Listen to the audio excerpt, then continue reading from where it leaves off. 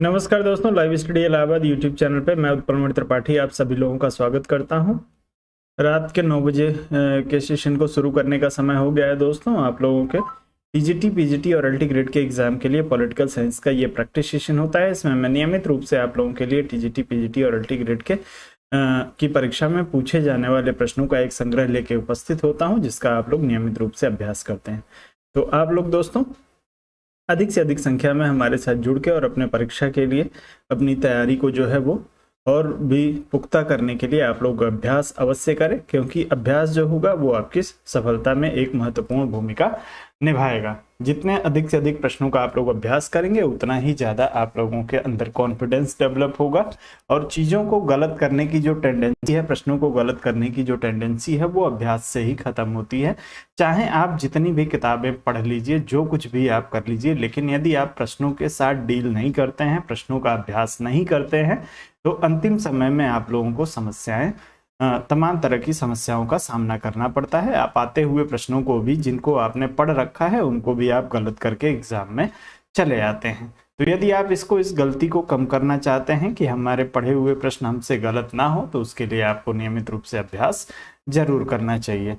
और उसके लिए मैं आप लोगों को एक सेशन प्रोवाइड कराता हूँ। रात के 9 सवा 9 बजे से आप लोगों का ये सेशन शुरू होता है। चलें, आप सभी लोगों को दोस्तों गुड इवनिंग। एक साथ सभी लोगों को गुड इवनिंग।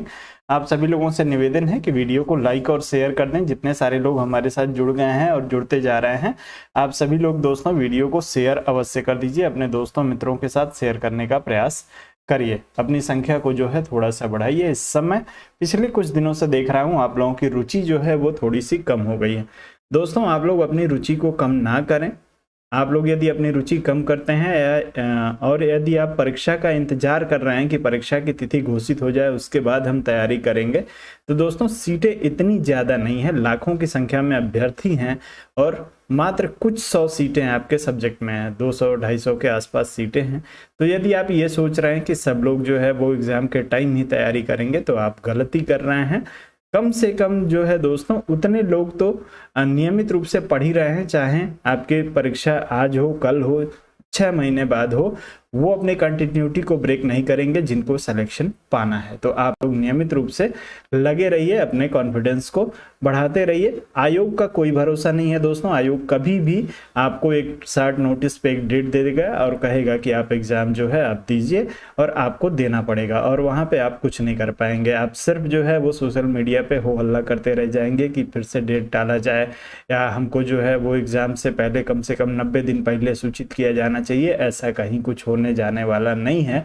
आयोग जिस दिन डेट दे देगा उसके बाद से एग्जाम वो कराएगा, चाहे वो 20 दिन बाद का डेट दे दे, 1 महीने बाद का डेट दे दे, और तब आपके हाथ पांव मारने से कुछ नहीं होगा। आज का जो समय है, अभी का जो समय है, वही आपका है। तो आप लोग अपने कॉन्फिडेंस को बढ़ाते रहें और साथ में नियमित रूप से तैयारी करते रहें। ठीक है, यदि एग्जाम का डेट अभी नहीं है, आप लोग 12 घंटा पढ़ रहे थे, 8 घंटे पढ़ रहे थे या 6 घंटे पढ़ रहे थे, तो अब 3 घंटा ही पढ़िए, 4 घंटा ही पढ़िए, लेकिन नियमित रूप से अपने इस एग्ज़ाम के लिए ज़रूर पढ़िए। जैसे ही आप लोग इससे डाइवर्ट होंगे, आप अपने सिलेक्शन से दूर चले जाएंगे। ये चीज़ आप लोग ध्यान रखिए। आपको अभी से जो है वो हताश होने की ज़रूरत नहीं है। साथ ही बात करेंगे दोस्तों इस सेशन के मेंबरशिप की। तो यदि आप जो है इस सेशन का मेंबरशिप लेना चाहते हैं तो 250 रुपये का भुगतान करके आप मेंबरशिप ले सकते हैं। पेमेंट करने के लिए आप 7007701847 इस नंबर का प्रयोग करेंगे। गूगल पे, फ़ोन पे या भीम के माध्यम से इसी नंबर पर आपको 250 रुपये का पेमेंट करना है। साथ ही उसका स्क्रीनशॉट इसी नंबर के व्हाट्सएप पे आपको भेज देना है। जैसे ही आप स्क्रीनशॉट व्हाट्सएप पे कर देंगे, उसके 12 से 24 घंटे के अंदर आपको ऐड कर दिया जाएगा, आपको सूचित कर दिया जाएगा। चलें,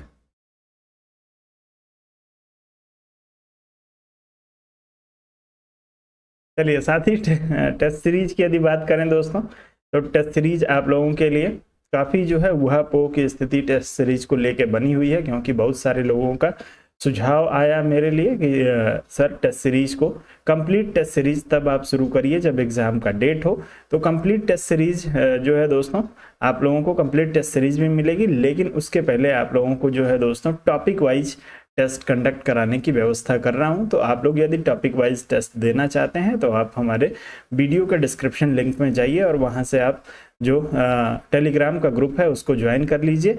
आप लोगों के लिए टॉपिक वाइज टेस्ट को यथाशीघ्र मैं शुरू कराने का प्रयास कर रहा हूँ। जितना जल्दी हो सकेगा आप लोगों के लिए टॉपिक वाइज टेस्ट मैं शुरू कराऊंगा। उसके लिए शुल्क जो होगा वो 500 रुपये निर्धारित किया गया है। टेस्ट सीरीज में जो है दोस्तों आपको एक ही साथ आपके 2 पार्ट हैं टीजीटी के लिए या पीजीटी के लिए, तो आपको बता दिया जाएगा कि कौन कौन सा चैप्टर, जैसे मान लीजिए कि 3 चैप्टर आपके पॉलिटिकल थॉट से रख लूंगा और 3 चैप्टर आपके भारतीय संविधान से रख लूंगा पहले में, और ऐसे ही जो है पूरे सिलेबस को 5 टेस्ट में 5 से 6 टेस्ट में बांट के और आपका ये टेस्ट सीरीज होगा, जिससे आपका भारतीय संविधान भी तैयार होता रहे और साथ ही में आपका पॉलिटिकल थॉट भी आपको क्लियर होता रहे। तो टेस्ट सीरीज में 2-2, 3-3 चैप्टर करके कराऊंगा। सिर्फ एक टॉपिक का टेस्ट नहीं होगा, 2-2, 3-3 टॉपिक एक साथ लेके आगे बढ़ूंगा। एक एक टॉपिक का यदि टेस्ट कराने लगा तो फिर जो है बहुत लंबा समय लग जाएगा।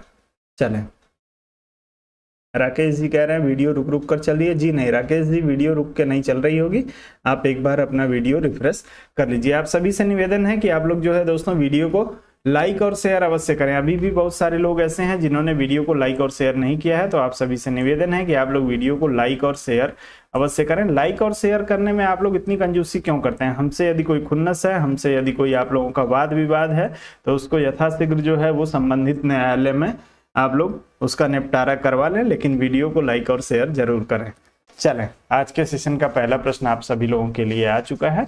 आपको आज के सेशन का पहला प्रश्न आपके लिए है कि polity of the developing area नामक पुस्तक के लेखक कौन है? आप सभी को पता है कि मैं जो है दोस्तों इस समय आप लोगों के पुस्तकों की एक सीरीज चला रहा हूं, जिसमें जो भी पुस्तकें आपसे पूछी जाती हैं, चाहे वो टीजीटी की परीक्षा हो, टीजीटी की परीक्षा हो, एलटी ग्रेड की परीक्षा हो, असिस्टेंट प्रोफेसर की परीक्षा हो, जीआईसी की परीक्षा हो, या कोई भी ऐसी परीक्षा जिसका संबंध आपके सिलेबस से है, उन सभी परीक्षाओं में जो प्रश्न पूछे गए हैं या कुछ ऐसी पुस्तकें हैं जो अभी तक नहीं पूछी गई हैं, उन सबका एक संग्रह मैं आप लोगों के लिए लेके आ रहा हूं कि आप लोग यदि इस 3 सेशन इसमें आप लोगों को कराऊंगा, जिसमें एक सेशन कल कराया था, एक आज करा रहा हूं, और एक सेशन और लूंगा जिसमें आप लोगों के कुछ पुस्तकों को मैं कराऊंगा। यदि संभावना है कि यदि आप इन 3 सेशन को कंप्लीट कर लेते हैं तो आपको पुस्तकों से संबंधित कोई समस्या नहीं होगी कि कौन सी पुस्तक किसकी है और उसका विषय वस्तु क्या है। यदि इस तरीके का प्रश्न आपसे पूछा जाता है तो उसको मैं आप लोगों को यहाँ पे क्लियर कराऊंगा। चलें, आप सभी का उत्तर इस प्रश्न में जो है वो डी विकल्प के लिए आलमंड और कोलमैन के लिए आना शुरू हो गया है। चलिए मैं इसको शुरू करता हूँ। चलें, तो जो लोग इस प्रश्न में जो है दोस्तों डी विकल्प का चुनाव कर रहे हैं उन सभी का उत्तर यहाँ पे बिल्कुल सही हो जाएगा। आप लोग डी विकल्प के साथ ही जाएंगे। चलिए, पुस्तक है polity of the developing area, ये आलमंड और कोलमैन ने मिलकर लिखा था दोस्तों। इस पुस्तक को आप लोग ध्यान रखिएगा, आपसे एक आध बार पूछी जा चुकी हैं, तो आप लोग इसको ध्यान रखें। आगे बढ़ें, अगले प्रश्न पे चलेंगे और अब थोड़ा तेजी से चलेंगे दोस्तों। पुस्तकें हैं, वन लाइनर प्रश्न है, तो जितनी तेजी से आप लोग उत्तर करेंगे उतना ज्यादा बढ़िया रहेगा। पब्लिक ओपिनियन नामक पुस्तक किसने लिखी है आप लोगों को बताना है दोस्तों। पब्लिक ओपिनियन के लिए आप लोगों को उत्तर करना है। ब्राइस लावेल, हरमन फाइनर, वाल्टर लिपमैन, चारों में से किसी एक का चुनाव करिए और तेजी से उत्तर करिए। पब्लिक ओपिनियन के लिए आप लोगों का उत्तर आना चाहिए। चलें, तेजी से उत्तर करेंगे।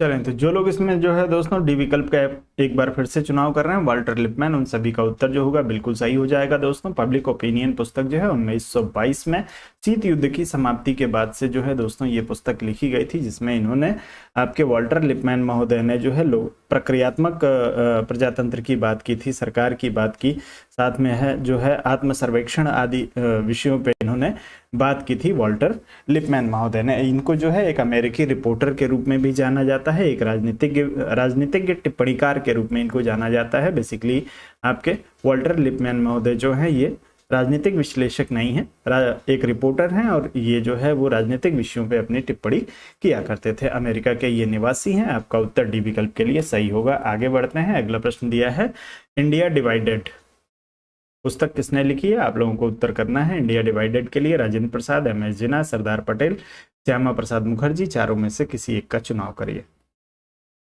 वीडियो को लाइक और शेयर करें। अभी भी बहुत सारे दोस्त हैं जो वीडियो को लाइक और शेयर नहीं कर रहे हैं। आप सभी से निवेदन है कि वीडियो को लाइक और शेयर करें।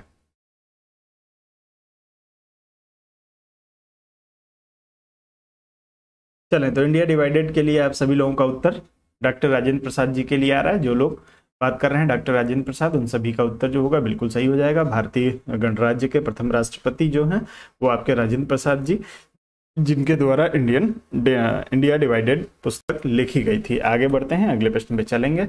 अगला प्रश्न जो आपको दिया है दोस्तों, वो दिया है निम्न में से कौन फेडरल गवर्नमेंट का लेखक है? फेडरल गवर्नमेंट नामक पुस्तक जो है दोस्तों, उसके लेखक का नाम बताना है। जेनिंग्स, कैसी हिवियर, ब्राइस और लास्की। 4 विकल्प आपके पास हैं, चारों में से किसी एक का चुनाव करिए।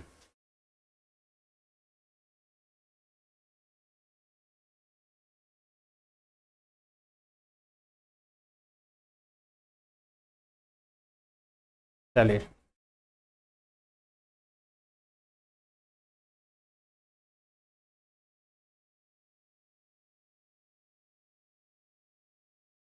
चले बहुत ही बढ़िया। तो जो लोग इसमें जो है दोस्तों केसी वेयर की बात कर रहे होंगे, उन सभी का उत्तर जो होगा बिल्कुल सही हो जाएगा। केसी वेयर महोदय दोस्तों बेसिकली ब्रिटेन के एक शिक्षक थे, और शिक्षक के रूप में इन्होंने अपने राजनीतिक विचारों में अपना महत्वपूर्ण योगदान दिया, और फेडरल गवर्नमेंट नामक पुस्तक जो है इन्होंने लिखी थी। आप लोग केसी वेयर के बारे में एक चीज हमेशा ध्यान रखिएगा, संघीय सरकार के बारे में इन्होंने अपनी बातें लिखी हैं, और भारत के संघीय अवधारणा के बारे में भी अपना विचार प्रकट किया है। और इन्होंने ही दोस्तों भारत को कतिपय एकात्मक अवधारणा के साथ साथ जो है वो संघीय विचारधारा वाला देश बताया था। तो आप लोग यदि केसी वेयर का चुनाव कर रहे हैं तो उत्तर आपका बिल्कुल सही हो जाएगा। तो आपसे एक कथन पूछा जाता है दोस्तों, एक प्रश्न पूछा जाता है कि भारतीय शासन के स्वरूप को कतिपय एकात्मक लक्षणों के साथ साथ संघीय किसने माना है? तो आप लोगों से यदि पूछा जाए कि एकात्मक लक्षणों के साथ संघीय भारत को किसने माना है, तो उस अवस्था में आपको जो है किसी वेयर का भी चुनाव करना पड़ेगा। आगे बढ़ते हैं, अगले प्रश्न पे चलेंगे। अगला प्रश्न दिया है, ऑस्टिन ने अपने संप्रभुता के सिद्धांत का प्रतिपादन अपनी पुस्तक में किया है। किस पुस्तक में संप्रभुता के सिद्धांत का प्रतिपादन किया था ऑस्टिन महोदय ने? उत्तर आप लोग तेजी से करने का प्रयास करेंगे। चलें,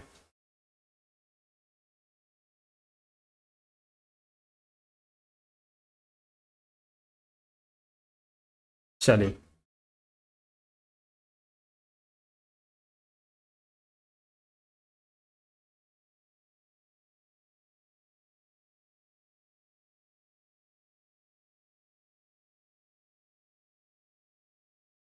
ऑस्टिन के संप्रभुता सिद्धांत को किस रूप में जाना जाता है, किस नाम से जाना जाता है? आप लोग तेजी से उत्तर करिएगा। जो लोग इसमें लेक्चर्स ऑन ज्यूरिस्प्रूडेंस की बात कर रहे होंगे, उन सभी का उत्तर बिल्कुल सही हो जाएगा। ये भी जो है दोस्तों एक इंग्लैंड के ही विचारक हैं आपके जॉन ऑस्टिन महोदय, और इन्होंने जो है दोस्तों संप्रभुता के सिद्धांत का प्रतिपादन अपनी पुस्तक लेक्चर्स ऑन ज्यूरिस्प्रूडेंस में किया था।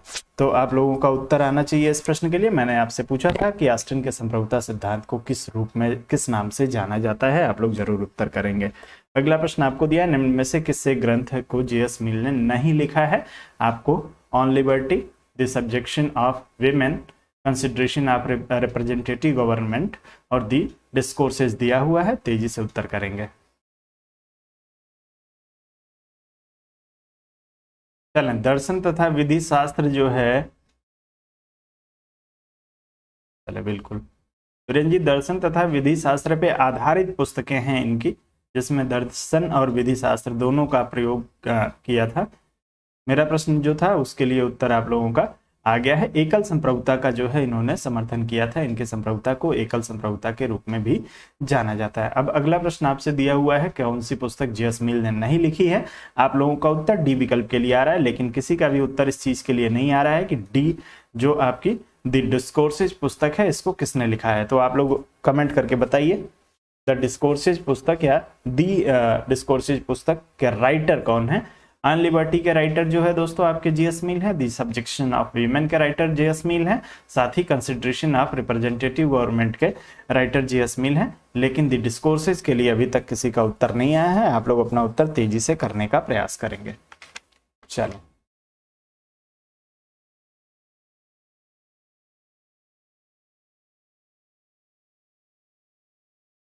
चले, बहुत ही बढ़िया। रूसो और मैकियावेली, कई सारे उत्तर आ रहे हैं दोस्तों। ये द डिस्कोर्सेज जो पुस्तक है ये मैकियावेली की है, आप लोग ध्यान रखेंगे।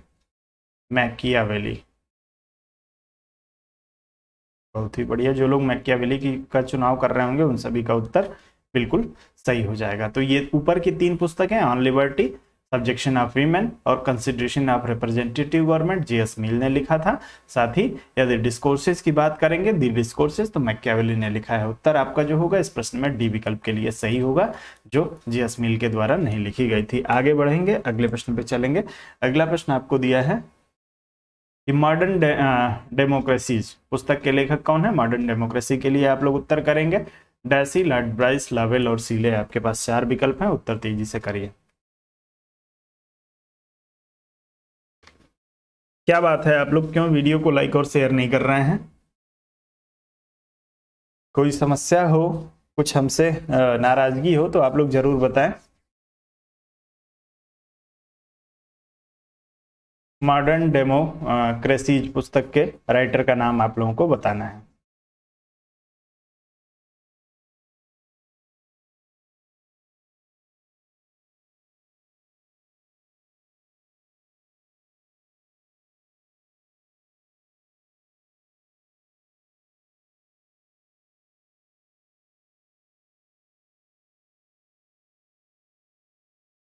चले, बहुत ही बढ़िया। तो जो लोग इसमें लॉर्ड ब्राइस की बात कर रहे होंगे उन सभी का उत्तर जो होगा बिल्कुल सही हो जाएगा। मॉडर्न डेमोक्रेसी जो पुस्तक है दोस्तों ये लॉर्ड ब्राइस के द्वारा लिखी गई थी। उत्तर आपका बी विकल्प के लिए सही हो जाएगा। आगे बढ़े, अगले प्रश्न पे चलते हैं। अगला प्रश्न आपको दिया है न्यू डेस्पोटिज्म नामक पुस्तक निम्नलिखित में से किसके द्वारा लिखी गई है। आपको न्यू डेस्पोटिज्म के लिए बताना है। आपको 4 विकल्प दिए गए हैं, किसी एक का चुनाव कर लीजिए।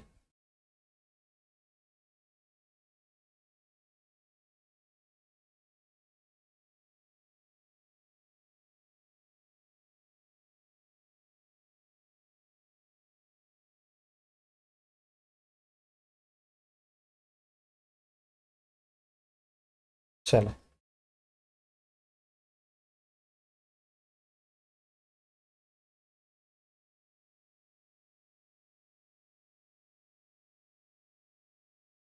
चल जो लोग इसमें लॉर्ड हैवलॉर्ड की बात कर रहे होंगे, हैवर्ड की, माफ करेंगे, लॉर्ड हैवर्ड की यदि आप बात कर रहे हैं तो आपका उत्तर जो होगा बिल्कुल सही हो जाएगा।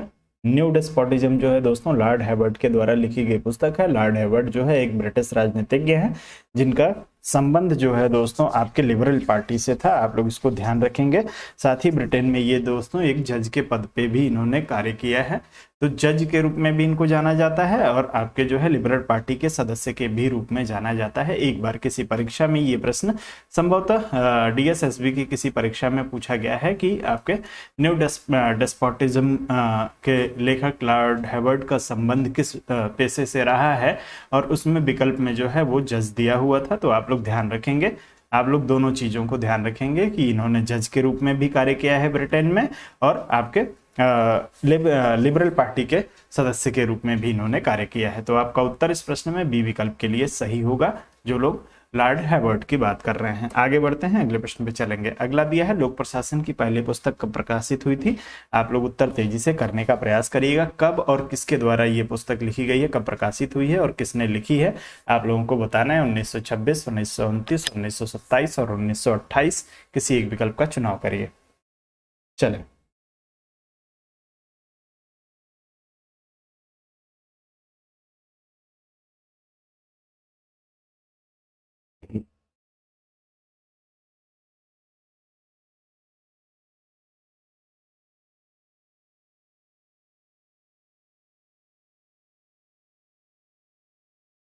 चले, बहुत ही बढ़िया।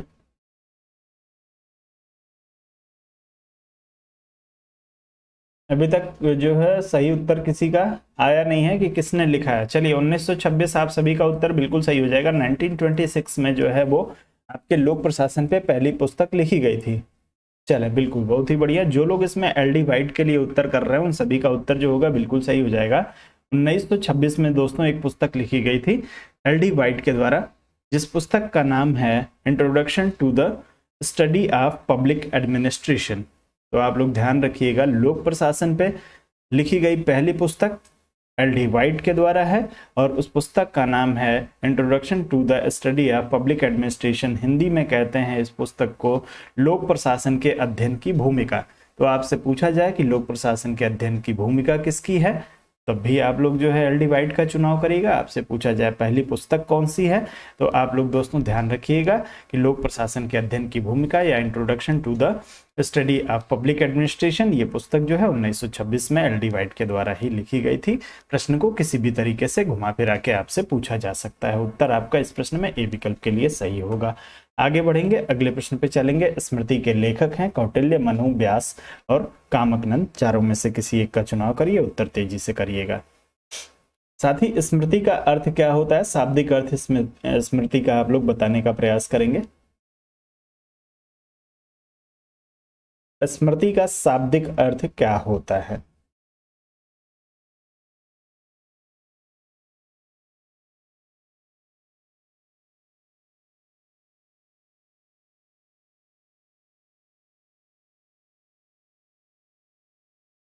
चलें, सभी लोगों का उत्तर इसमें बी विकल्प के लिए मनु के लिए आ रहा है। जो लोग मनु महोदय की बात कर रहे हैं उन सभी का उत्तर बिल्कुल सही हो जाएगा। चलें, बिल्कुल। तो स्मृति का जो शाब्दिक अर्थ होता है दोस्तों, याद किया हुआ। जिन चीजों को आप सभी को पता है दोस्तों, प्राचीन काल में यदि हम भारत की बात करें तो भारत में जो है दोस्तों, जब लेखन शैली का विकास नहीं हुआ था उस समय हम लोग जो है वो हमारे ऋषि मुनियों के द्वारा जो ज्ञान दिया जाता था उसको एक पीढ़ी से दूसरी पीढ़ी में ट्रांसफर करने का जो माध्यम था वो थी मेमोरी। हम लोग चीज़ों को याद कर लेते थे और एक पीढ़ी जो है अगली पीढ़ी को नॉलेज को ट्रांसफर करती जा रही थी। बाद में जो है दोस्तों कागज का आविष्कार हुआ, लेखनी का आविष्कार हुआ, लेखन शैली का आविष्कार हुआ और इन सभी के योगदान के परिणाम स्वरूप जो है दोस्तों उन याद की हुई बातों को जब लिखा जाने लगा तो उसमें जो है दोस्तों आपके मनु महोदय का नाम आता है कि स्मृति के लेखक जो है वो मनु महोदय हैं। तो याद की हुई चीज़ों को जब आप अगली पीढ़ी तक पहुंचाते हैं तो उसको स्मृति कहा जाता है। लिखी हुई किताबें जो है दोस्तों, जब से किताबों का काल आ गया या लिखने की शैली का जो है वो आपके काल आ गया, तब से जो है दोस्तों आप नॉलेज को ऐसे ट्रांसफ़र करने का जो माध्यम बन गया था वो किताबें बन गई थी। आज के डेट में जो किताबें लिखी जा रही हैं या लिखी गई हैं उसको 100-200 साल 400 साल बाद भी जो है दोस्तों कोई व्यक्ति क्या करता है, उसको पढ़ के और उस नॉलेज को गेन कर सकता है। लेकिन प्राचीन काल में यह विधि नहीं थी, हमको याद करना पड़ता था और याद करके ही हम इसको ट्रांसफ़र कर पाते थे। आगे बढ़ेंगे, अगला प्रश्न आपको दिया है पॉलिटिक्स किताब के लेखक कौन है, आप लोगों को बताना है। Hegel, Socrates, Aristotle, JS. Mill. चलें,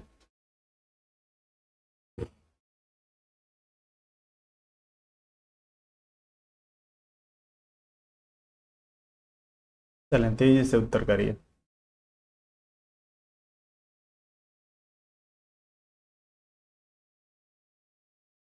चलें, तो जो लोग इसमें अरिस्टोटल की बात कर रहे होंगे, अरिस्तु की बात कर रहे होंगे, उन सभी का उत्तर जो होगा बिल्कुल सही हो जाएगा। अरिस्टोटल के द्वारा जो है वो पॉलिटिक्स पुस्तक लिखी गई है। अगले प्रश्न पे चलेंगे। प्लेटो की पुस्तक रिपब्लिक का केंद्रीय विषय है। आप लोगों को प्लेटो की पुस्तक रिपब्लिक का केंद्रीय विषय बताना है। आदर्श राज्य की स्थापना, आदर्श शिक्षा पद्धति, न्याय की व्याख्या एवं प्राप्ति, समाजवाद की स्थापना। चारों में से किसी एक को चुन लीजिए, उत्तर तेजी से करिएगा।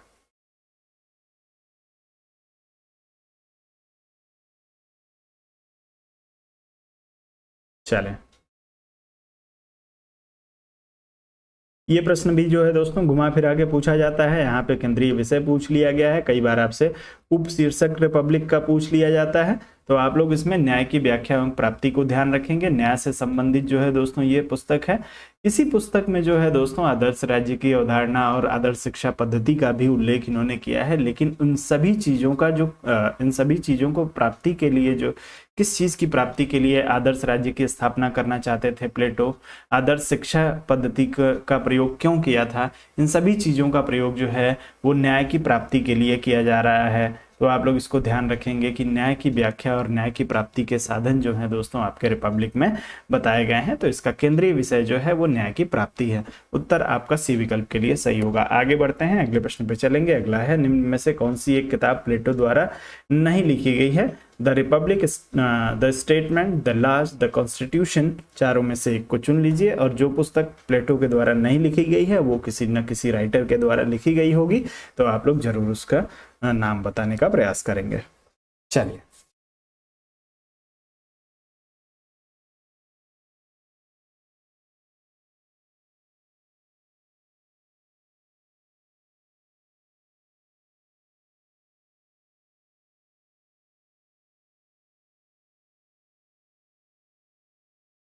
चले बहुत ही बढ़िया। तो जो लोग द कॉन्स्टिट्यूशन की बात कर रहे होंगे उन सभी का उत्तर जो होगा बिल्कुल सही हो जाएगा, डी विकल्प। The republic, the statement, the laws, ये 3 पुस्तकें जो है आपके प्लेटो के द्वारा लिखी गई हैं। कॉन्स्टिट्यूशन जो है दोस्तों आपके प्लेटो के द्वारा लिखी गई पुस्तक नहीं है। चले जी, बिल्कुल, कॉन्स्टिट्यूशन जो है आपके अरस्तु के द्वारा लिखी गई पुस्तक है। चलिए आगे बढ़ते हैं। अगला प्रश्न, राजनीतिक अर्थशास्त्र की एक समीक्षा नामक पुस्तक का लेखक था। किसने जो है दोस्तों राजनीतिक अर्थशास्त्र की एक समीक्षा नामक पुस्तक किसने लिखी है? कौटिल्य, कार्ल मार्क्स, रूसो और स्पेंसर में से किसी एक का चुनाव करें।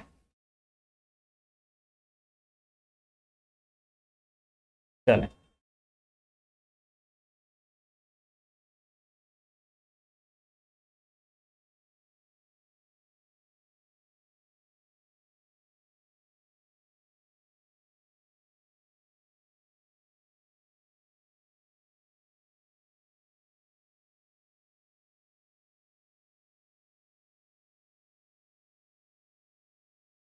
चलें। तो जो लोग इसमें राजनीतिक अर्थशास्त्र की समीक्षा की बात कर रहे हैं, कार्ल मार्क्स जो है दोस्तों इन्होंने लिखा था। कार्ल मार्क्स की ये रचना है। आप लोग इसमें बी विकल्प के साथ जाएंगे दोस्तों। इसमें 3 खंड हैं। 3 खंड में से पहला खंड कार्ल मार्क्स ने और 2 बाकी के खंड जो है एंजिल्स के द्वारा कार्ल मार्क्स की मृत्यु के बाद लिखे गए थे। तो आप लोग इसको ध्यान रखेंगे, आपका उत्तर बी विकल्प के लिए सही होगा। आगे बढ़ते हैं, अगले पृष्ठ पे चलेंगे।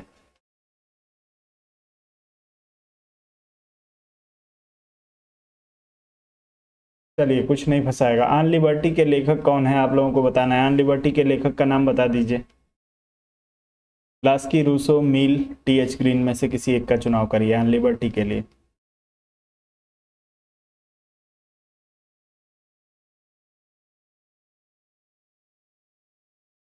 पंद्रह सेकंड का समय मिलेगा इस प्रश्न में आप लोगों को, 15 सेकंड से ज्यादा नहीं मिलेगा ऑन लिबर्टी के लिए।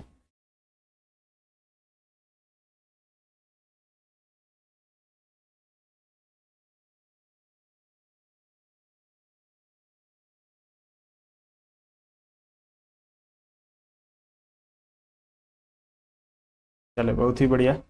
तो जो लोग इस प्रश्न में जो है दोस्तों सी विकल्प की बात कर रहे होंगे, जीएस मिल की, उन सभी का उत्तर बिल्कुल सही हो जाएगा। ऑन लिबर्टी जो है दोस्तों ये बेसिकली एक निबंध है जो आपके जीएस मिल महोदय ने अपनी पत्नी हैरियट टेलर को समर्पित किया था। तो आप लोग ध्यान रखेंगे, जेएस मिल महोदय आपसे पूछ लिया जाए कि जेएस मिल का कौन सा निबंध उनकी पत्नी हैरियट टेलर को समर्पित है, तो उसके लिए आपको नाम याद रखना पड़ेगा ऑन लिबर्टी। किसके द्वारा लिखी गई? जेएस मिल के द्वारा। किसके लिए लिखी गई थी? पत्नी हैरियट टेलर के लिए। निबंध है जिसको बाद में किताब में कन्वर्ट किया गया था। चलें, उत्तर आपका सी विकल्प के लिए सही हो जाएगा।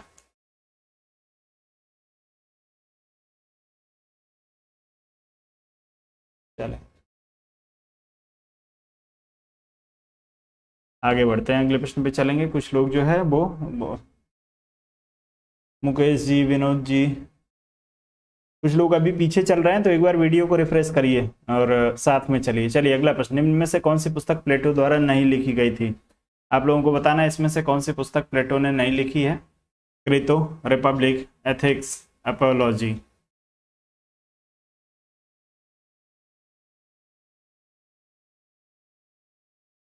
चलिए, तेजी से उत्तर करिएगा। प्लेटो द्वारा कौन सी पुस्तक इसमें से नहीं लिखी गई है?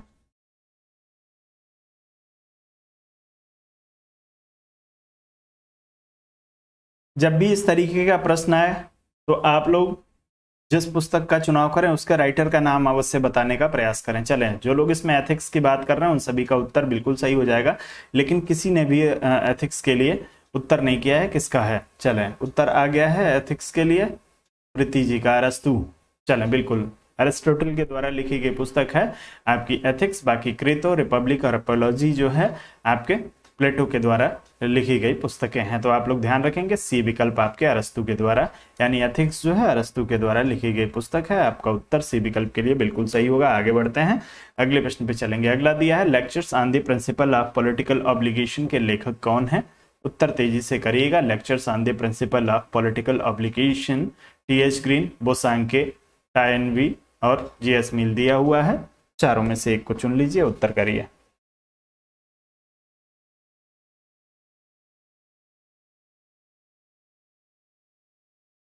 Lectures on the principle of public obligations.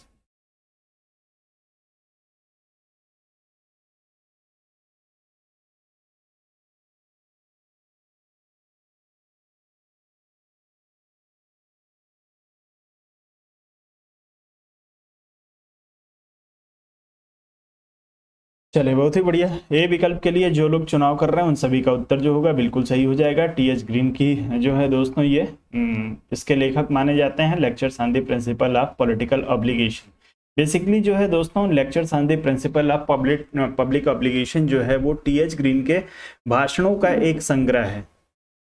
तो आप लोग इसको ध्यान रखेंगे, यदि आपसे कभी पूछ लिया जाए कि टी.एच. ग्रीन के भाषणों का संग्रह कौन सी पुस्तक है, यानी उनके भाषणों को किस पुस्तक में संग्रहित किया गया है, तो आप लोग lectures on the principle of public obligation को याद रखेंगे। आपका उत्तर इस प्रश्न में ए विकल्प के लिए सही हो जाएगा। आप ए विकल्प के साथ यानी टी.एच. ग्रीन के साथ जाएंगे। ध्यान जरूर रखेंगे कि ये भाषणों का संग्रह है। आगे बढ़ते हैं, अगले प्रश्न पे चलेंगे। लॉ ऑफ द कॉन्स्टिट्यूशन का प्रख्यात लेखक कौन है? आप लोगों को बताना है। लॉ ऑफ द कॉन्स्टिट्यूशन किसने लिखी थी? A V. Dicey, Herman Finer, R G. Gettell और F.W. विलोबी में से किसी एक को चुनिए, उत्तर करिए।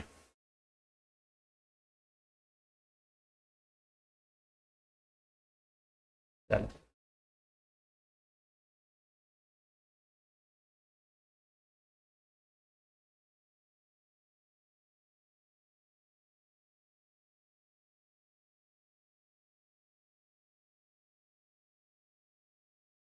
चलें, लॉ ऑफ द कॉन्स्टिट्यूशन के लिए आप सभी लोगों का उत्तर आना शुरू हो गया है। जो लोग ए विकल्प की बात कर रहे हैं उन सभी का उत्तर ए.वी. डैसी के लिए बिल्कुल सही हो जाएगा। आप लोग ए.वी. डैसी के साथ ही जाएंगे। चलें आगे बढ़ जाते हैं, अगले प्रश्न पे चलेंगे। अगला दिया है कार्ल मार्क्स और एफ एंजल्स सह लेखक हैं किस पुस्तक के? चारों में से किसी एक का चुनाव कर लीजिएगा और तेजी से उत्तर करिएगा। Das Kapital, anti Duhring, German ideology, critique of the Gotha programme. चारों में से एक को चुनिए, उत्तर करिए।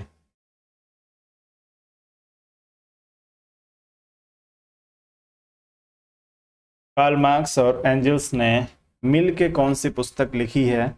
बस इतना सा प्रश्न है। चलें, सभी लोगों का उत्तर जो है जर्मन आइडियोलॉजी के लिए आ रहा है। तो जो लोग इसमें बात कर रहे होंगे जर्मन आइडियोलॉजी के लिए, सबका उत्तर जो होगा बिल्कुल सही हो जाएगा। 1846 में ये पुस्तक लिखी गई थी। 1846 में ये पुस्तक किसके किसके द्वारा? कार्ल मार्क्स और एंजल्स के द्वारा लिखी गई है। तो उत्तर आपका जो होगा इस प्रश्न में सी विकल्प के लिए सही होगा, जो लोग सी विकल्प की बात करेंगे। इसमें मार्क्सवाद के सिद्धांतों का वर्णन किया गया है इस पुस्तक में। अगला प्रश्न, प्रतिनिध्यात्मक शासन पर विचार ग्रंथ के लेखक का नाम है। प्रतिनिध्यात्मक शासन पर विचार जो पुस्तक है दोस्तों उसके लेखक का नाम बताना है। जी.एस. मिल, लास्की, कोल और बेंथम। किसी एक का चुनाव करिए, उत्तर करिए।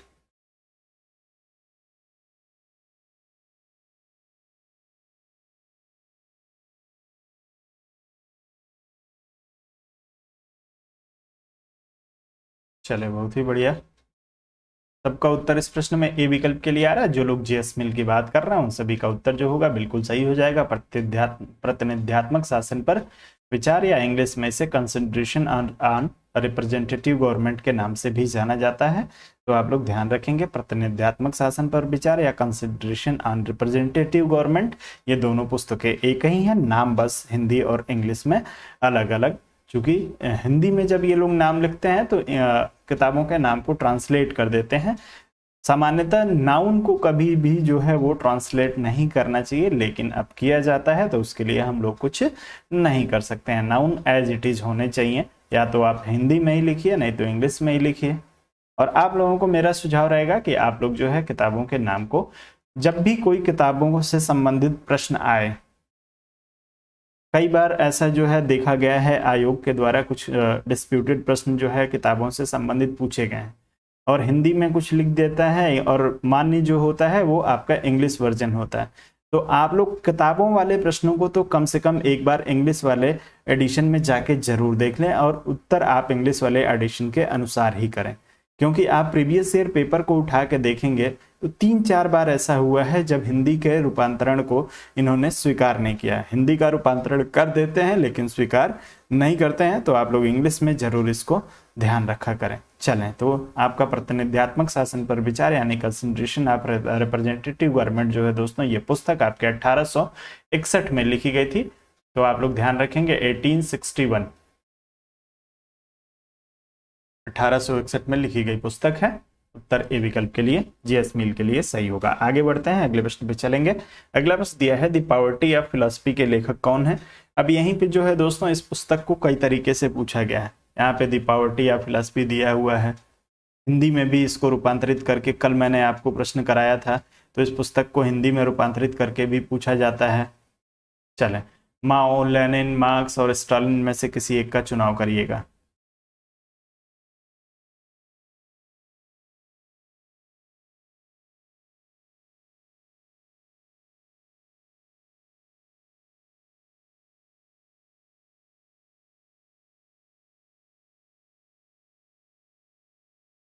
चले, बहुत ही बढ़िया। तो जो लोग इसमें बात कर रहे होंगे, दर्शन की दरिद्रता के लिए कार्ल मार्क्स को जाना जाता है, द पॉवर्टी ऑफ फिलॉसफी, या हिंदी में इसको दर्शन की दरिद्रता। जी बिल्कुल, तो आपका उत्तर इस प्रश्न में सी विकल्प के लिए सही हो जाएगा, कार्ल मार्क्स के लिए। द पॉवर्टी ऑफ फिलॉसफी जो पुस्तक है ये कार्ल मार्क्स के द्वारा लिखी गई थी। आगे बढ़ते हैं, अगले प्रश्न पे चलेंगे।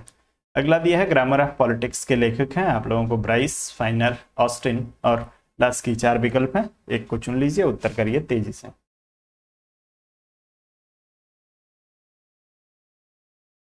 चलें, ग्रामर ऑफ पॉलिटिक्स के लिए उत्तर करेंगे।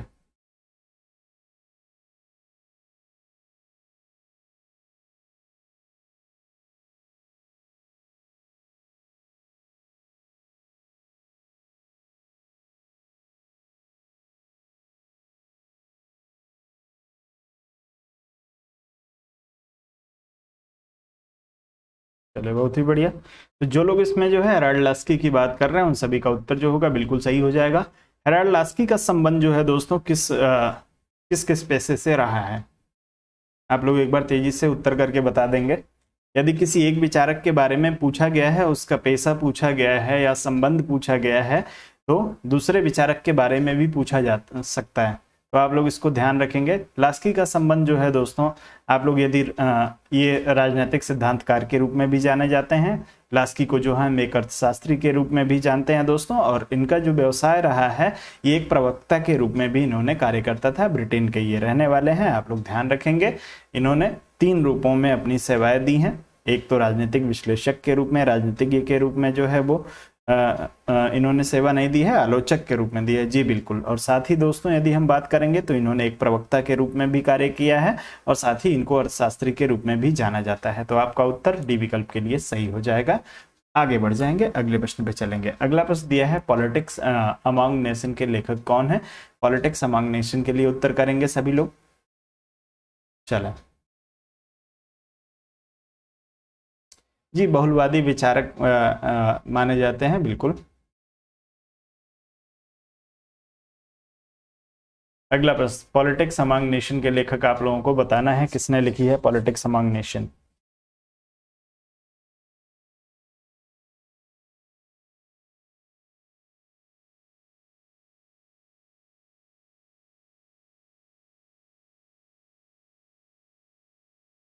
चलें, बहुत ही बढ़िया। सभी लोगों का उत्तर मार्गेंथाउ के लिए आ रहा है। इस पुस्तक का पूरा नाम बता सकता है कोई? इस पुस्तक का पूरा नाम कमेंट करके यदि आप बता सकते हो। चलिए, कोई बात नहीं है, मैं आपको बता देता हूँ। आप समय ज़्यादा लेंगे, समय आपके पास नुकसान करने के लिए नहीं है। पॉलिटिक्स अमंग नेशन पुस्तक का जो पूरा नाम है दोस्तों, politics among nation the struggle for power and peace, जो मार्गेंथाउ के द्वारा 1948 में लिखी गई थी।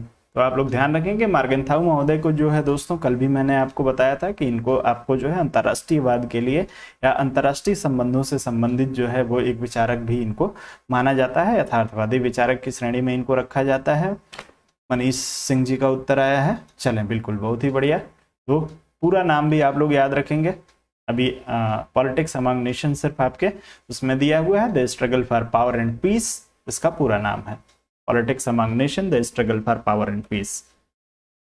अगला, introduction to the study of public administration पुस्तक के लेखक हैं आपको आर माहेश्वरी दिया है, AP Sharma, LD White, Woodrow Wilson, चारों में से एक को चुन लीजिए। Introduction to the study of public administration.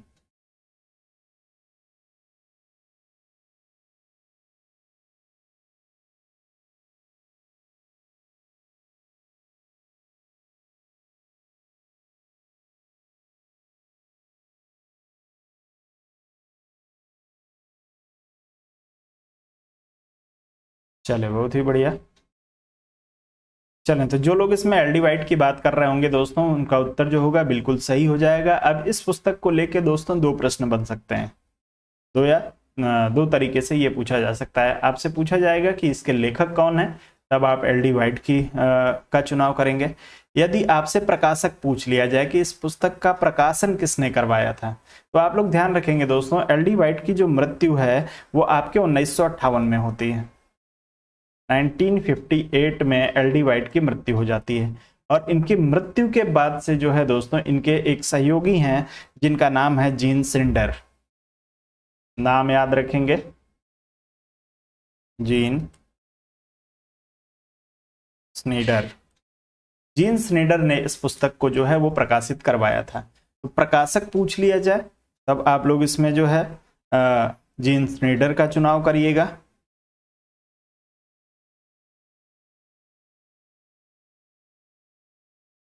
कौन? Introduction to the study of public administration, LD White के द्वारा लिखी गई है, आप लोग कंफ्यूज ना।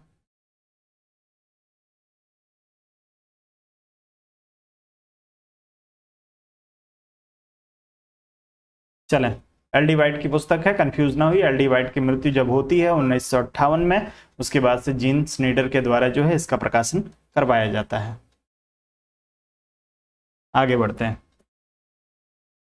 अगला प्रश्न है, politics who gets what and how पुस्तक के लेखक हैं, आप लोगों को बताना है दोस्तों।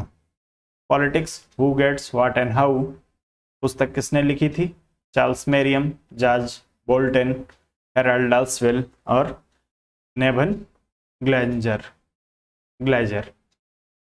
चारों में से एक का उत्तर करिए, किसी एक का चुनाव कर लीजिए।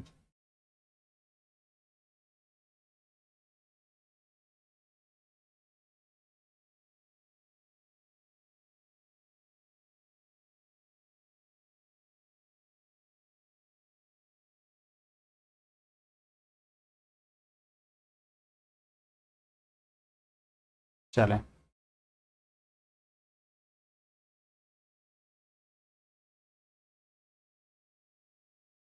चले, बहुत ही बढ़िया। तो जो लोग इसमें जो हेराल्ड लासवेल की बात कर रहे होंगे उन सभी का उत्तर बिल्कुल सही हो जाएगा। हेराल्ड लासवेल किस देश के निवासी हैं, आप लोग तेजी से कमेंट करके बता दीजिए।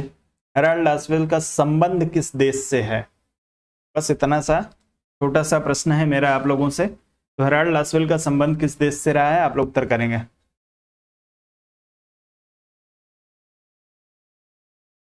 वीडियो को लाइक और शेयर अवश्य करें दोस्तों। यदि चैनल पे पहली बार आए हैं तो चैनल को सब्सक्राइब करके बेल नोटिफिकेशन को दबा लीजिए। यदि आप नियमित रूप से प्रैक्टिस सेशन में भाग लेना चाहते हैं तो 9:15 बजे आप लोगों का जो है दोस्तों ये सेशन शुरू हो जाता है। आप लोग नियमित रूप से हमारे साथ जुड़ के और प्रश्नों का अभ्यास किया करिए। चलें, बहुत ही बढ़िया। आप सभी लोगों का अमेरिका USA के लिए जो है वो आप लोगों का उत्तर आ रहा है। तो दोस्तों एक अमेरिकी जो है दोस्तों ये येल यूनिवर्सिटी में जो है ये प्रोफेसर हुआ करते थे, और साथ में व्यवहारवादी, द्वितीय विश्व युद्ध के बाद से जो व्यवहारवादी आंदोलन की शुरुआत होती है दोस्तों, उसमें एक प्रमुख व्याख्याकार के रूप में इनको देखा जाता है, हेराल्ड लासवेल को। तो इनका संबंध जो है वो अमेरिका से रहा है। आप लोग ध्यान रखेंगे, politics who gets what and how जो पुस्तक है इनके द्वारा लिखी गई थी। सी विकल्प आपका सही है। आगे बढ़ते हैं, अगले प्रश्न पे चलेंगे। अगला दिया है किस ग्रंथ को साम्यवाद की बाइबिल कहा जाता है, किस ग्रंथ को साम्यवाद की बाइबिल के रूप में जाना जाता है। आपका उत्तर मार्क्सिज्म आफ्टर मार्क्स को, ग्रामर ऑफ पॉलिटिक्स को, कम्युनिस्ट मैनिफेस्टो या दास कैपिटल।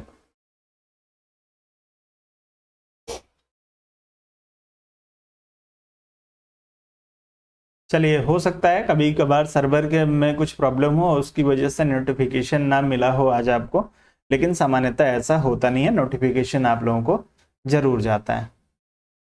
एक्सेप्शन पे आप लोग जो है वो ज़्यादा फोकस ना किया करिए। चलें, साम्यवाद की बाइबिल के रूप में किसको जाना जाता है, आप लोगों का उत्तर आना चाहिए।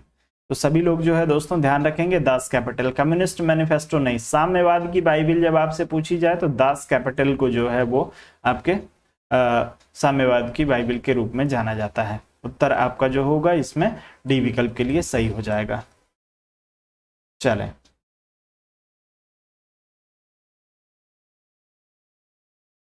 किसने लिखी थी दास कैपिटल, कार्ल मार्क्स ने, सभी को पता होगा।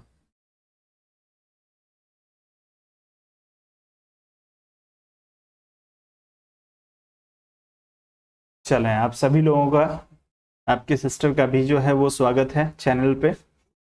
चलें, अगला प्रश्न, किस विचारक ने अपनी पुस्तक इंटरनेशनल इक्विलिब्रियम में संतुलन सिद्धांत की सुसंगत व्याख्या की है। इंटरनेशनल इक्विलिब्रियम में संतुलन सिद्धांत की व्याख्या किसके द्वारा की गई। George Liska, Martin Kaplan, Morgenthau, Raymond Aron. चारों में से किसी एक का चुनाव करिएगा। Raymond Aron. चलिए, आपका समय शुरू कर देता हूं।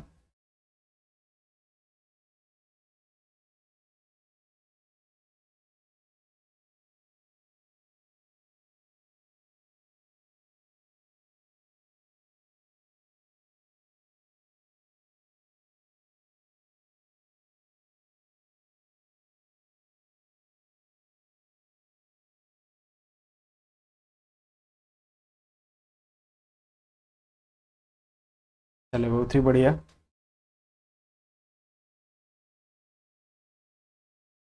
सभी लोग सी विकल्प की, मार्गिन थाउ की बात कर रहे हैं। इंटरनेशनल इक्विलिब्रियम में संतुलन सिद्धांत की सुसंगत व्याख्या, सबका उत्तर जो है वो गलत हो गया है। जो लोग जॉर्ज लिस्का का चुनाव करेंगे उनका उत्तर सही होगा।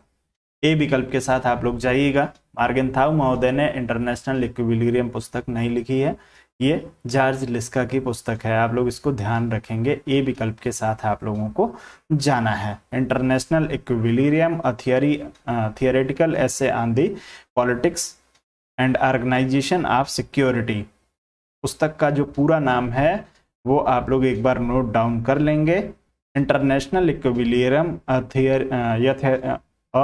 Theoretical essays on politics and organisation of security, इस पुस्तक का पूरा नाम है, जिसको जॉर्ज लिस्का महोदय ने लिखा है, मार्गिन थाउ ने नहीं। आपका उत्तर ए विकल्प के लिए सही होगा। और इसी पुस्तक में शक्ति संतुलन के सिद्धांत की जो है वो सुसंगत व्याख्या इनके द्वारा किया गया। शक्ति संतुलन सिद्धांत सिर्फ यदि आपसे पूछा जाए तब आप जो है वो जा सकते हैं मार्गिन थाउ के द्वारा, लेकिन इसमें व्याख्या की बात की गई है, और व्याख्या जो की थी इंटरनेशनल इक्विलिब्रियम में आपके जॉर्ज लिस्का महोदय ने किया है।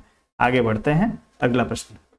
डेमोक्रेसीज एंड इकोनॉमिक चैलेंज नामक पुस्तक के लेखक हैं। डेमोक्रेसी एंड इकोनॉमिक चैलेंज के लिए उत्तर करेंगे जे.एस. मिल, मैकाइवर, डेविड मार्स और लास्की। चार विकल्प आपके पास हैं, किसी एक को चुन लीजिए।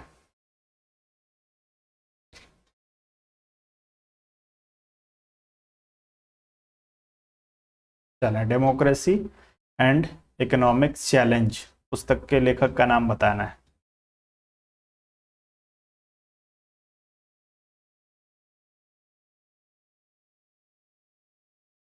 चले, बहुत ही बढ़िया। तो जो लोग इसमें मैकाइवर की बात कर रहे होंगे उन सभी का उत्तर जो होगा बिल्कुल सही हो जाएगा। 1952 में ये पुस्तक जो है दोस्तों प्रकाशित हुई थी मैकाइवर की। आप लोग इसको ध्यान रखेंगे, डेमोक्रेसी एंड इकोनॉमिक चैलेंज। उत्तर बी विकल्प के लिए आपका बिल्कुल सही हो जाएगा, जो लोग बी विकल्प की बात कर रहे हैं। अगला प्रश्न, म्यूचुअल एड पुस्तक में क्रोपोटिकन ने किस विचार का विरोध किया है। आपसे पूछा गया है, क्रोपोटिकन की पुस्तक का नाम दे दिया गया है म्यूचुअल एड। आपको ध्यान रहना चाहिए हमेशा कि म्यूचुअल एड पुस्तक जो है क्रोपोटिकन के द्वारा लिखी गई है। अब उसके बाद आपको बताना है कि इसमें इन्होंने किस विचार का या किसके विचार का विरोध किया। डार्विन के संघर्ष सिद्धांत का, लास्की के बहुलवाद का, हेगल के आदर्शवाद के, या उपयुक्त में से कोई नहीं। चले उत्तर तेजी से करिए।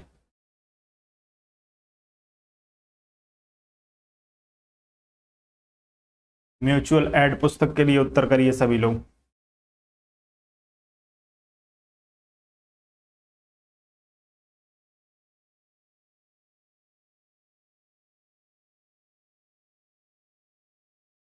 चलें, तो जो लोग इसमें ए विकल्प की बात कर रहे होंगे उन सभी का उत्तर जो होगा बिल्कुल सही होगा।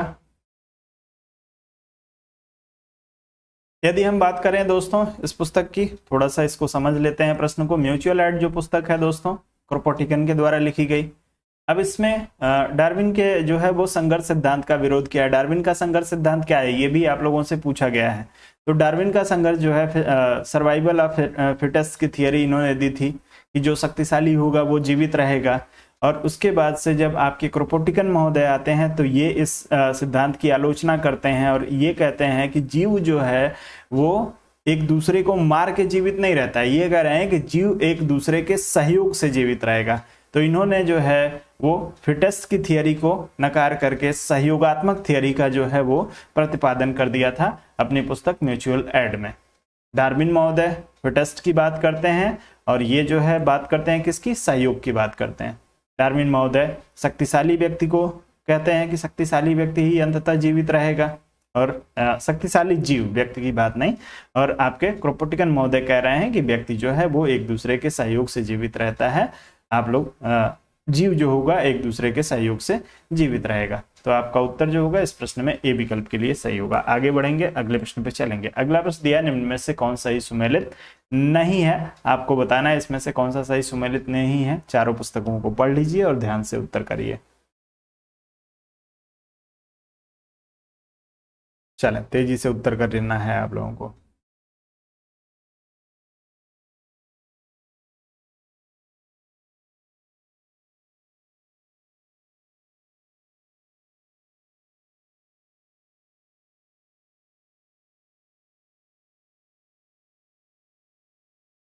सर एक क्रांतिकारी है, समझा नहीं आप क्या कहना चाह रहे हैं। चलिए, तो जो लोग इसमें डी विकल्प की बात कर रहे होंगे, इंडिया डिवाइडेड पहला ही आज के सेशन का प्रश्न था, जिसको डॉक्टर राजेंद्र प्रसाद जी ने, भारत के प्रथम राष्ट्रपति जो हैं वो के द्वारा लिखा गया था। तो आप लोग ध्यान रखेंगे राजेंद्र प्रसाद की ये पुस्तक है, डॉक्टर राजेंद्र प्रसाद के द्वारा लिखी गई पुस्तक है इंडिया डिवाइडेड। महात्मा गांधी के द्वारा लिखी गई पुस्तक नहीं है। बाकी सारी पुस्तकें जो हैं आपको सुमेलित दी हुई हैं, बिल्कुल सही। तो आप लोग डी विकल्प के साथ ही जाएंगे। आगे बढ़ते हैं, अगले प्रश्न पे चलेंगे। अगला प्रश्न दिया है अ न्यू डेमोक्रेसी नामक पुस्तक के लेखक कौन है। सीडी बर्न्स, ब्राइस, लास्की और माओ से तुंग में से किसी एक को चुनना है। तेजी से चुन लीजिए। चले, अ न्यू डेमोक्रेसी के लिए उत्तर करेंगे आप सभी लोग।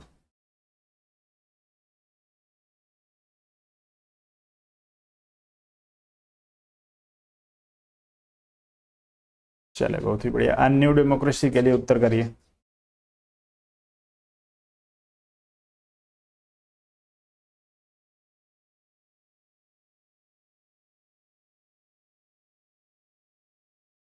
चलें, तो माओ से तुंग 1940 में ये पुस्तक जो है दोस्तों आपके माओ से तुंग के द्वारा लिखी गई थी। आप लोग इसको ध्यान रखेंगे। कहीं कहीं पे जो है दोस्तों इनका नाम माओ जेडोंग भी लिखा हुआ आपको मिल जाएगा।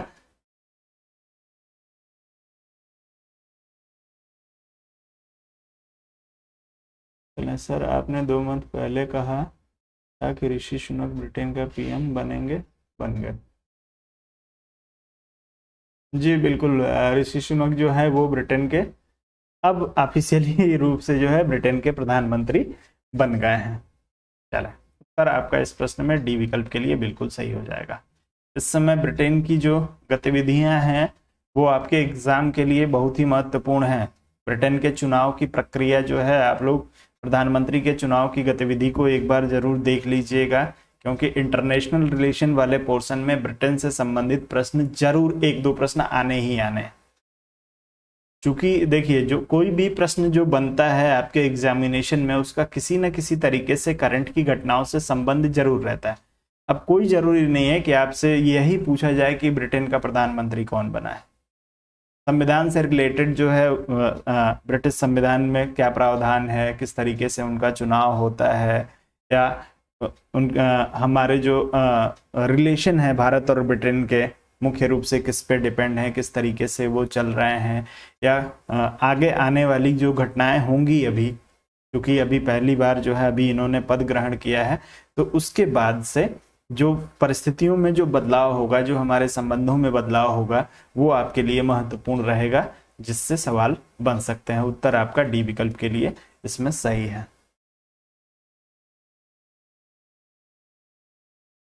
मैं आप सभी के बारे में हमेशा कहता हूं कि आप सभी लोग सेलेक्ट हो जाएं, लेकिन ऋषि सुनक जो है वो प्रधानमंत्री मेरे बोलने की वजह से नहीं बने।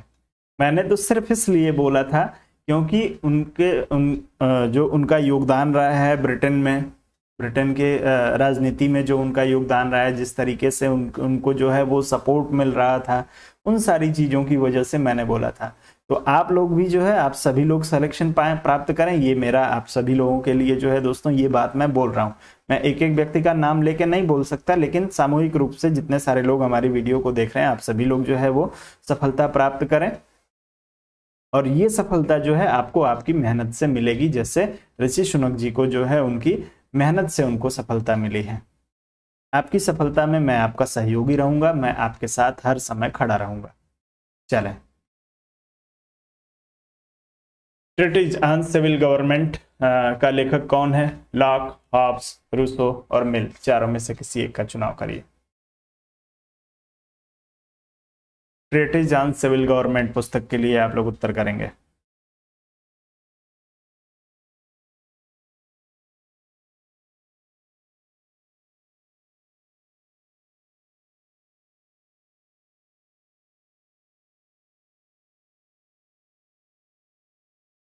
चलें, आप सभी का भी बहुत बहुत धन्यवाद। चले, बहुत ही बढ़िया। तो जो लोग इसमें लॉक की बात कर रहे होंगे उन सभी का उत्तर बिल्कुल सही हो जाएगा। ट्रीटीज ऑन सिविल गवर्नमेंट जो है पुस्तक आपके लॉक की पुस्तक है, और इसी पुस्तक में जो है दोस्तों सामाजिक समझौता सिद्धांत का, जो इनका लॉक का सामाजिक समझौता सिद्धांत है, वो इसी पुस्तक से संबंधित है। आप लोग ध्यान रखेंगे, ट्रीटीज ऑन सिविल गवर्नमेंट, सामाजिक समझौते का सिद्धांत की जो लॉक की अवधारणा है वो आपको इसी पुस्तक में देखने को मिलेगी। उत्तर ए विकल्प के लिए सही है। आगे बढ़ते हैं, अगले प्रश्न पे चलेंगे। अगला दिया है स्टडी ऑफ एडमिनिस्ट्रेशन नामक लेख, जिससे लोक प्रशासन को एक अलग अलग विषय के रूप में अध्ययन करने पर बल दिया गया है, के लेखक हैं। आप लोगों को बताना है दोस्तों, स्टडी ऑफ एडमिनिस्ट्रेशन नामक जो लेख लिखा गया था, उस लेख को किससे संबंधित आप मानते हैं? आपको गुडनो दिया है, वुड्रो विल्सन, हेनरी फेयोल और मार्शल, चारों में से एक को चुनिए। तेजी से आप लोग अपना उत्तर करिए, 10 सेकंड में बस। चलें,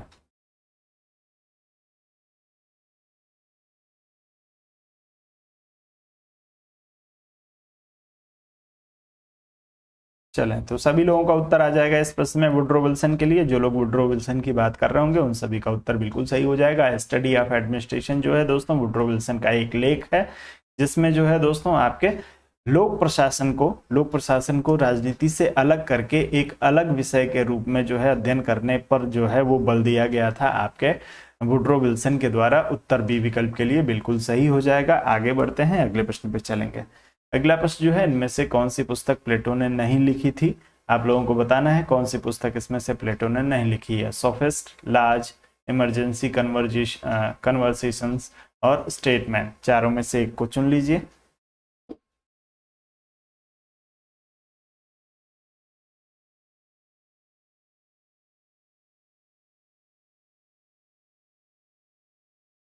चलें, तेजी से उत्तर करिए।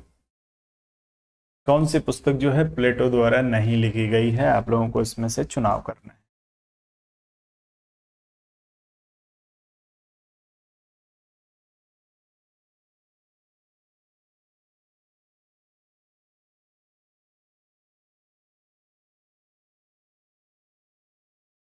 चले बहुत ही बढ़िया। तो जो लोग इसमें सी विकल्प की बात कर रहे हैं, उत्तर किसी का नहीं आया है कि लिखा किसने है। उत्तर आना चाहिए सोफिस्ट लाज और स्टेटमेंट, प्लेटो के द्वारा लिखी गई पुस्तक है, लेकिन इमरजेंसी कन्वर्सेशंस जो पुस्तक है ये किसके द्वारा लिखी गई है। आप लोग तेजी से उत्तर करेंगे। चले नाम याद रखेंगे, वॉल्टर सेवेज, इनका नाम है वॉल्टर सेवेज, जिन्होंने लिखा था माफ करेगा, एक ही बार जो है वो, जब किसी चीज को गलत पढ़ लीजिए तो वो बार बार गलत ही होता है। चलिए, इमेजिनरी कन्वर्सेशन ये पुस्तक है, मैं इमरजेंसी पढ़ रहा था, ये है इमेजिनरी कन्वर्सेशन। आप लोगों को भी एक सुझाव देता हूं दोस्तों, कई बार होता है ना कि हम शब्द को देख के अज्यूम कर लेते हैं, और एग्जाम में आप लोग हर बार ये गलती करते हैं। बहुत सारे लोग हमसे इस बात की कंप्लेन कर चुके हैं कि सर जो है प्रश्न को मैंने ध्यान से देखा ही नहीं, लिखा कुछ और था, पढ़ कुछ और लिया। उसका लाइव एग्जाम्पल जो है मैंने अभी आपको दिखाया यहाँ पे, जानबूझ के नहीं, मैं भी जो है अज्यूम कर लिया मैंने कि जो है इमरजेंसी लिखा हुआ है, लेकिन लिखा क्या है आपके इमेजिनरी। तो इमेजिनरी और इमरजेंसी में दोनों में जो है वो दिक्कत, दोनों शब्द जो है वो काफी अलग अलग हैं, और ये प्रश्न को गलत कराने भर के लिए सक्षम होते हैं। तो आप लोग हमेशा प्रश्नों को ध्यान से थोड़ा सा पढ़ा करिए, आपके लिए ये सुझाव है। आपका उत्तर इसमें सी विकल्प के लिए सही है। क्या हिंदी में आएगा या इंग्लिश में? नेहा जी किसकी बात पूछ रही हैं? चलिए, सोशल कॉन्ट्रैक्ट नामक पुस्तक का लेखक था, किसने लिखी है सोशल कॉन्ट्रैक्ट? करेंगे तेजी से।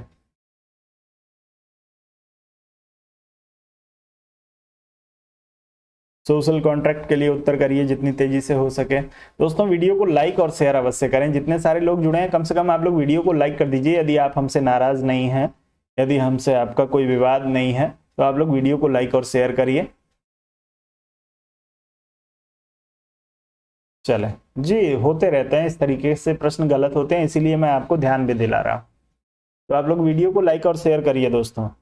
आपके अकाउंट बैलेंस से कोई पैसा नहीं कटने वाला है, आपका कोई नुकसान नहीं होगा, आप लोग चिंता ना करिए। और इनकेस यदि आपको वीडियो को लाइक करने से आपको लग रहा है कि आपका पैसा कट जाएगा और कट जाता है, तो आप मुझे स्क्रीनशॉट भेज दीजिएगा, मैं आपका पैसा वापस कर दूंगा। चलिए, सोशल कॉन्ट्रैक्ट के लिए उत्तर करेंगे। जो लोग इसमें रूसो का चुनाव कर रहे होंगे, बहुत ही आसान से आप प्रश्न है, आपका उत्तर ए विकल्प के लिए बिल्कुल सही हो जाएगा। जो लोग इसमें ए विकल्प की बात करेंगे, रूसो महोदय के द्वारा सोशल कॉन्ट्रैक्ट लिखी गई थी। अगला प्रश्न, कन्फेशन नामक पुस्तक के रचयिता हैं। कन्फेशन के लिए आप लोग उत्तर करेंगे। लॉक, मॉन्टेस्क्यू, रूसो और लेनिन में से किसी एक का चुनाव कर लीजिए। जी रानी शर्मा जी, नियमित रूप से 9:15 बजे 9:15 पे ये क्लास शुरू हो जाती है और नियमित रूप से चलती है। चलें तेजी से उत्तर करें। कन्फेशन नामक पुस्तक के रचयिता, कन्फेशन नामक पुस्तक जो है किसने लिखी थी? चलें, तो ये भी पुस्तक जो है वो रूसो महोदय के द्वारा लिखी गई है, कन्फेशन। उत्तर सी विकल्प के लिए आपका बिल्कुल सही हो जाएगा। आगे बढ़ते हैं, अगले प्रश्न पे चलेंगे। The end of history, the end of history का संकल्प किसका दिया हुआ है, आप लोगों को बताना है दोस्तों। आपको विकल्प दिया है John Burton, Samuel Huntington, Kenneth voltage और फ्रांसिस फुकुयामा। चारों में से एक को चुन लीजिए, उत्तर करिए तेजी से।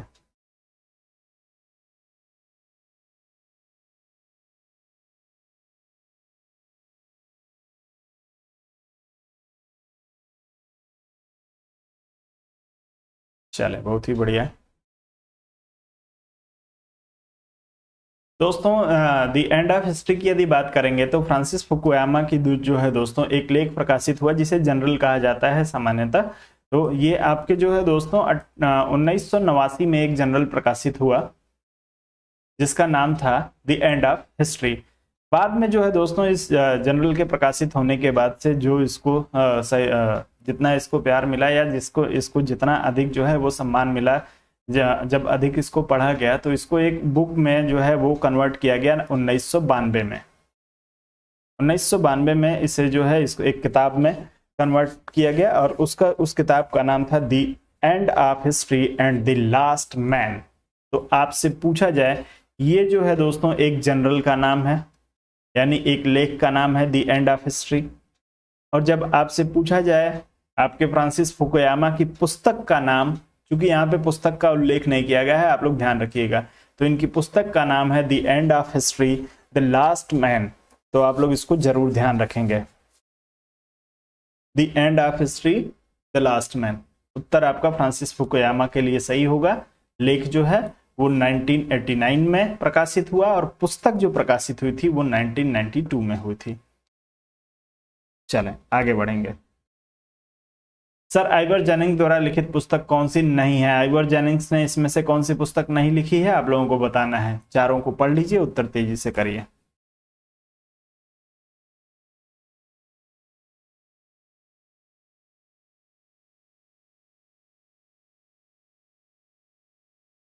चलें जी, मुकेश जी काफी पीछे चल रहे हैं, कोई बात नहीं है, चलने दीजिए।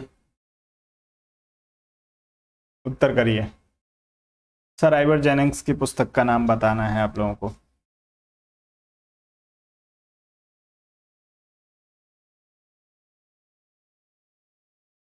चलें, सभी लोग सी मॉडर्न कॉन्स्टिट्यूशन की बात कर रहे हैं। मॉडर्न कॉन्स्टिट्यूशन किसके द्वारा लिखी गई है? आइवर जेनिंग्स के द्वारा सभी पुस्तकें लिखी गई हैं। पहली पुस्तक दिया है some characteristic of the Indian constitution, जो आपके जो है दोस्तों जेनिंग्स के द्वारा लिखी गई। The law and the constitution Ivor Jennings के द्वारा लिखी गई। कैबिनेट गवर्नमेंट आइवर जेनिंग्स के द्वारा लिखी गई। लेकिन मॉडर्न कॉन्स्टिट्यूशन के लिए उत्तर नहीं आया। चलिए बिल्कुल आ गया है, केसी वियर के द्वारा ये पुस्तक जो है वो लिखी गई है। तो आप लोग ध्यान रखेंगे, मॉडर्न कॉन्स्टिट्यूशन केसी वियर, बाकी सारी पुस्तकें आइवर जेनिंग्स की हैं। आगे बढ़ते हैं, अगले प्रश्न पे चलेंगे। अगला प्रश्न दिया है विधि शास्त्र पर व्याख्यान नामक पुस्तक के लेखक का नाम है। क्या नाम है दोस्तों विधि शास्त्र पर व्याख्यान नामक पुस्तक के लेखक का? ऑस्टिन, प्लेटो, अरस्तु और गार्नर में से एक को चुनिए। उत्तर तेजी से करिएगा। चलें, विधि शास्त्र पर व्याख्यान।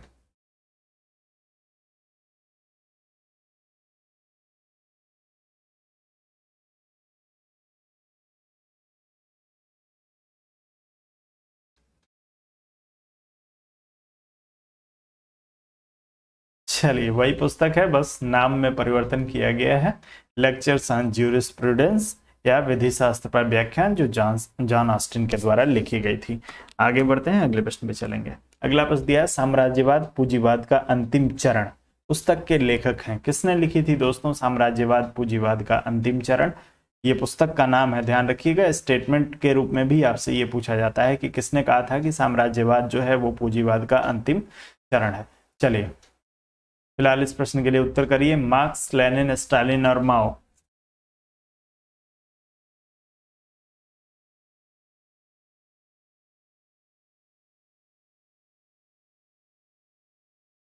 चलिए बहुत ही बढ़िया। तो दोस्तों साम्राज्यवाद पूंजीवाद का अंतिम चरण है 1917 में आपके लेनिन के द्वारा ये पुस्तक लिखी गई थी 1917। उत्तर आपका दूसरे विकल्प के लिए बिल्कुल सही है। आगे बढ़ते हैं, अगले प्रश्न पे चलेंगे। चलें, तो आज का सेशन जो है दोस्तों हम लोग यहीं पे कंप्लीट करेंगे। आप सभी को आज का सेशन कैसा लगा आप लोग जरूर बताएंगे। पुस्तकों का जो एक सेशन आप लोगों को जो ये सेशन करा रहा हूँ, इससे आपको लाभ मिल रहा है या नहीं मिल रहा है, अपना विचार आप लोग जरूर प्रकट करेंगे। आप लोग इसको कंटिन्यू रखना चाहते हैं? अभी मैं सोच रहा हूँ कि कम से कम 1 या 2 क्लास और लेके कुछ और पुस्तकों को भी आप लोगों को कंप्लीट करा दूँ, जिससे आप लोगों को यदि परीक्षा में 2-3 सवाल पूछे ही जाते हैं हर बार, तो आप लोगों को कोई समस्या ना हो, आपके प्रश्न गलत ना हो। चलें, बहुत बहुत धन्यवाद आप सभी लोगों का।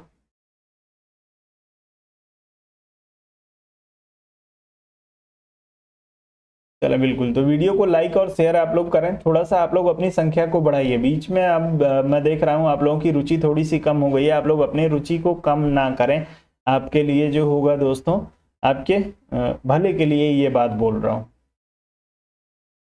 यदि आप सिलेक्शन चाह रहे हैं तो नियमित रूप से लगे रहिए। परीक्षा आज हो, कल हो, परसों हो, 1 महीने बाद हो, 2 महीने बाद हो, इससे आपको आपकी पढ़ाई पे इसका जो है दोस्तों असर नहीं पड़ना चाहिए। यदि आप कंटिन्यू रहेंगे तो आपका सिलेक्शन होगा। चलें, तो आप सभी लोग मुझे भी जो है अनुमति दे दीजिए, कल फिर से मिलते हैं।